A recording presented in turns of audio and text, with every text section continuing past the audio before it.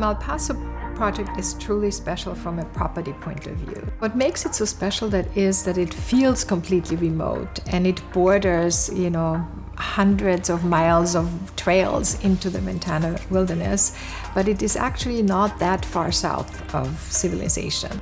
It was designed in a way that most of the house has green roofs, and on the downhill side, the meadows go right up against the house. So the natural landscape, it's completely enveloped by the natural landscape.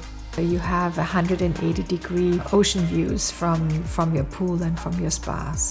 And we have a dark sky ordinance, so the stars are amazing at night.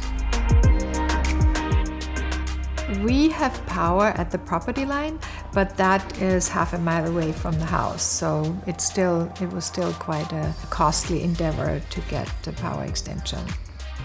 Getting power to remote sites is getting more and more difficult. So just yesterday we were told on a very remote site in Carmel Valley, it's not even that remote, it's 10 minutes from the village, that PG&E told us it could be 3 to 7 years until we get power if they decide to serve us. It used to be if you were a bit away from the grid, the utilities would give you a pretty good deal to bring power to you because you were going to be a good customer.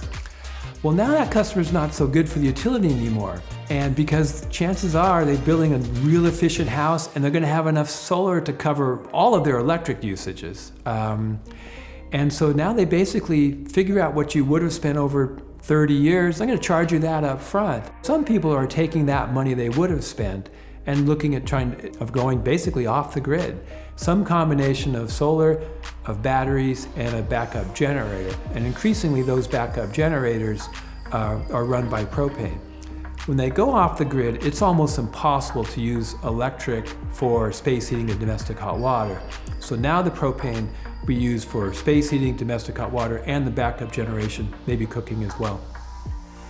We do not have natural gas on any of those sites, yes. So it would be propane, and we are lucky that we have relatively good and stable service here when it comes to propane, because the sun will take care of most of it, but not of all of the power needs that we would have in an off-grid situation. Just for resiliency, if you only have solar, you have a finite number of days that you can operate. If you have that additional backup of the generator, if you don't have the grid, then it just gives you more resiliency.